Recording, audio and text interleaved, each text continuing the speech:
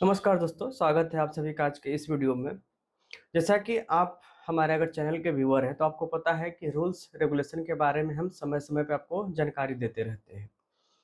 कई बार ऐसा भी होता है कि बहुत से मामलों में अगर कोई मरीज़ किसी ने आयुर्वेद चिकित्सक से इलाज किया या यूनानी या होम्योपैथी के चिकित्सक से इलाज लिया और कई बार ऐसा होता है कि दुर्भाग्यवश कोई कैजुअल्टी हो जाती है।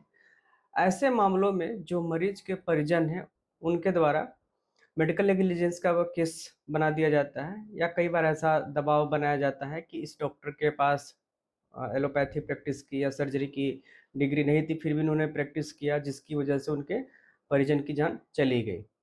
तो ऐसे बहुत से मामले हमेशा आते रहते हैं और आप सब ऐसे मामलों की आप ज़रूर खबर रखते होंगे, आप सबको पता चलता है न्यूज़ पेपर्स के माध्यम से, इलेक्ट्रॉनिक मीडिया के माध्यम से। तो अभी कुछ दिन पहले एक ऐसी घटना हुई थी गोरखपुर में जिसका कि डेट है 5 मार्च 2025 को। वहाँ भी कुछ ऐसा ही मामला था, एक डॉक्टर थे जिनके द्वारा एक ऑपरेशन किया गया और ऑपरेशन के बाद कैजुअल्टी हो गई। उसमें फिर जाँच बैठी और जाँच में बहुत सारी समस्याएँ आई, बहुत से रूल्स रेगुलेशंस इन सबको रिव्यू किया गया। और अल्टीमेटली वहाँ के जो है क्षेत्रीय आयुर्वेद एवं यूनानी अधिकारी ने अपनी रिपोर्ट शासन को भेजी है। उस रिपोर्ट को भी हम दिखाएँगे क्योंकि ये रिपोर्ट भी सोशल मीडिया के माध्यम से हमारे तक मिली है। साथ में उस न्यूज़पेपर की कटिंग भी हम आपको इस वीडियो में दिखाएँगे। तो सबसे पहले देखिए ये है गोरखपुर का, गोरखपुर बुधवार 5 मार्च 2025। इसकी टाइटल आप लोग देखिए, आयुर्वेद चिकित्सक ऑपरेशन कर सकता है या नहीं छीड़ीरार? पुलिस विभाग के सवाल पर स्वास्थ्य विभाग ने दिया जवाब, विशेषज्ञ से करवा ले जाँच। और जो शिकायत हुई थी, शिकायत के बाद जो हॉस्पिटल भी सील कर दिया गया था। यहाँ पे हेडिंग है शिकायत पर हॉस्पिटल किया गया था सील। तो आपने देखा है इस न्यूज़ को, इससे काफ़ी हद तक आपको आइडिया लग गया होगा।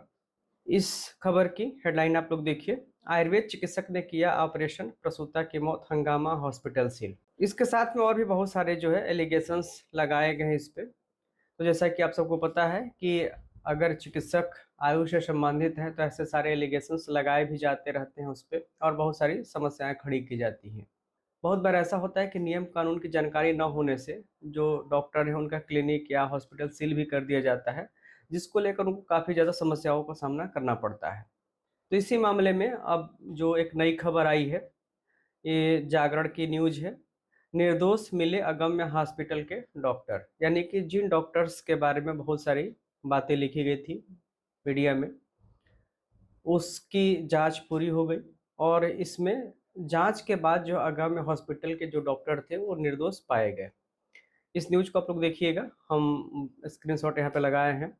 इसमें जो शिकायत हुई थी, इसमें जो जाँच अधिकारी थी, जैसा कि हमने आपको बताया है कि जो आयुर्वेद अधिकारी होता है वही जाँच कर सकता है किसी आयुष चिकित्सक की शिकायत होने पे। तो इस मामले की शिकायत होने पर जो क्षेत्रीय आयुर्वेदिक एवं यूनानी अधिकारी डॉक्टर मीनू सोनी थी, इन्होंने 14 फरवरी को अस्पताल को सील करने की जाँच शुरू की। 2 मार्च 2025 को मुख्य चिकित्सा अधिकारी और पुलिस अधीक्षक ने लापरवाही के आरोपित डॉक्टर प्रभात एवं विद्या दीक्षित बीएमएस एमएस आयुर्वेद की योग्यता संबंधी जांच रिपोर्ट मांगी। विशेषज्ञ समिति ने उन्हें निर्दोष बताते हुए अपनी रिपोर्ट सौंप दी है। और जो वहाँ की यूनानी अधिकारी हैं, क्षेत्रीय आयुर्वेदिक यूनानी अधिकारी डॉक्टर मीनू सोनी, उन्होंने कहा कि मामले की जांच की गई है और उपचार एवं ऑपरेशन में प्रथम दृष्टया लापरवाही नहीं मिली है। तो काफ़ी बेहतर तरीके से इन्होंने निश्चित रूप से जाँच की है। बहुत से रूल्स रेगुलेशंस को भी इन्होंने फ़ॉलो किया होगा और अल्टीमेटली जो है उन्होंने माना कि जो है प्रथम दृष्टया देखने पे जो डॉक्टर्स की कोई लापरवाही इसमें नहीं मिली है। अब इस बारे में हम आपको कुछ इम्पोर्टेंट जो रूल्स रेगुलेशंस हैं, उनको हम ज़रूर बताना चाहेंगे। आप वीडियो में बने रहिए क्योंकि वीडियो आप सबके काम आ सकता है। तो ये लेटर जो है हम सभी को व्हाट्सएप के माध्यम से मिला है, इसलिए सत्यता हम प्रमाणित तो नहीं कर सकते, लेकिन ऐसा मान सकते हैं कि ये जो लेटर मिला है सही ही होगा।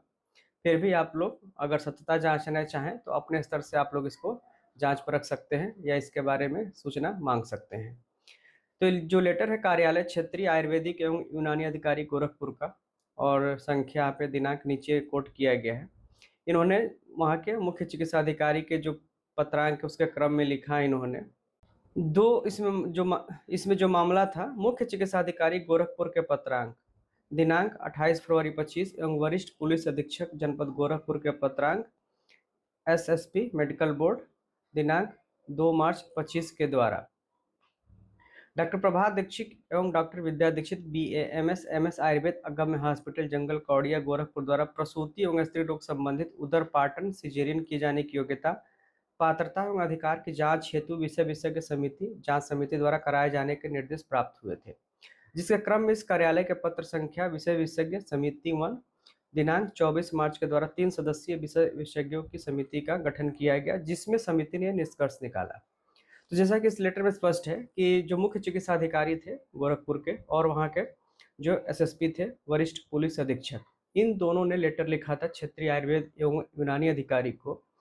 और लेटर लिखने का उद्देश्य यही था कि आप इनकी डिग्री का परीक्षण करें और बताएं कि ये जो संबंधित जो सिजेरियन ऑपरेशन था उदर पाटन, जिसको कि आयुर्वेद में हिंदी नाम से वर्णित है, ये करने में सक्षम है या नहीं है, ये इसकी योग्यता धारण करते हैं कि नहीं। तो इन्होंने जो 3 सदस्यों की कमेटी बनाई थी और कमेटी की रिपोर्ट यहाँ पे है। सभी पक्षों के बयान, साक्ष्य के अवलोकन व परिशीलन के उपरांत विशेषज्ञ जांच समिति का अभिमत यह है कि doctor Prabha Dikshit MS Ayurveda general surgery तथा doctor Vidya Dikshit VMS MS Ayurveda प्रसूति एवं स्त्री रोग अगम्य हॉस्पिटल जंगल कौड़िया गोरखपुर द्वारा उदर पाटन लेप्रोटोमी और सिजेरियन सेक्शन किए जाने की योग्यता पात्रता एवं अधिकार रखते हैं तथा उपचार एवं ऑपरेशन में प्रथम दृष्टया लापरवाही किया जाना प्रतीत नहीं होता है। तो जैसा कि इन्होंने 3 सदस्यीय कमेटी बनाई थी और 3 सदस्यीय कमेटी की रिपोर्ट आपके सामने है। कमेटी ने अपनी रिपोर्ट दे दी और उन्होंने डिग्री के आधार पर माना कि इसमें जो है प्रथम दृष्टया अगर देखा जाए तो कोई लापरवाही का मामला नहीं बनता। अब इसके पीछे लॉजिक क्या है जो इन्होंने डिसीजन निकाला, तो इसके बारे में ऑलरेडी हमने आप सभी को वीडियो के माध्यम से बताया भी है। तो सबसे पहले आप सबको ये जानना जरूरी है कि CMO इस मामले में जांच कर सकते हैं या नहीं कर सकते हैं, और अगर आयुष चिकित्सक के खिलाफ शिकायत होती है तो जांच अधिकारी कौन हो सकता है। इसके मामले में भी इसके पहले है जो है शासन स्तर पे एक नोटिफिकेशन जारी हुआ था। आप देखिए यहाँ पे जो नोटिफिकेशन है, लीना जौहरी प्रमुख सचिव उत्तर प्रदेश शासन, तो इनका जो लेटर था दिनांक 1 फरवरी 2024 को जारी किया गया था। इसमें नीचे लिखा गया है कि इस संबंध में सम्यक विचारोपरांत चिकित्सा स्वास्थ्य परिवार कल्याण विभाग की सहमति से मुझे यह कहने का निर्देश हुआ है कि उक्त अधिसूचना में वर्णित औषधियों से इत्र का प्रयोग करने अथवा न करने के कार्यों की करने की स्थिति में आयुर्वेद चिकित्सा पद्धति यूनानी चिकित्सा पद्धति में पंजीकृत चिकित्सकों के विरुद्ध प्राप्त शिकायतों की जांच पर उनके विरुद्ध अग्रतर कार्यवाही किए जाने तो इतर द्वारा जनपद स्तर पर जांच समिति निम्नानुसार गठित की जाती है। तो इतने ज़्यादा मामले आ रहे थे इसमें एलोपैथी प्रैक्टिस को लेकर या और भी बहुत सारी चीज़ों को लेकर, तो उसमें CMO के द्वारा अक्सर जो है जांच की जाती थी।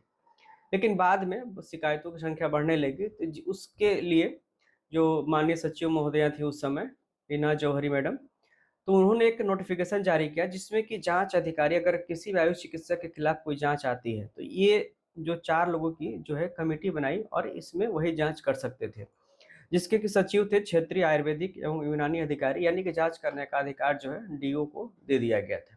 इसके साथ ही एक और लेटर आया था जो NCISM की तरफ से प्रमुख सचिव महोदय को आया था, वो भी आप देखिए। ये वो लेटर है जो 8/10/2024 को आया था, यानी कुछ महीने पहले ही आया था। प्रिंसिपल सेक्रेटरी आयुष विभाग को लिखा गया था और इसका सब्जेक्ट था various representation receipt requesting to issue a letter to all state to protect privilege including right to practice Ashtanga Ayurveda. तो प्रैक्टिस को लेकर इसमें कहा गया था, अष्टांग आयुर्वेद के प्रैक्टिस को लेकर कि आप क्या कर सकते हैं नहीं कर सकते हैं। तो इन्होंने इस लेटर में पूरा डिटेल दिया हुआ है कि क्या क्या कर सकते हैं नहीं कर सकते। इस पर ऑलरेडी मेरी वीडियो है, आप लोग जाकर देखिएगा।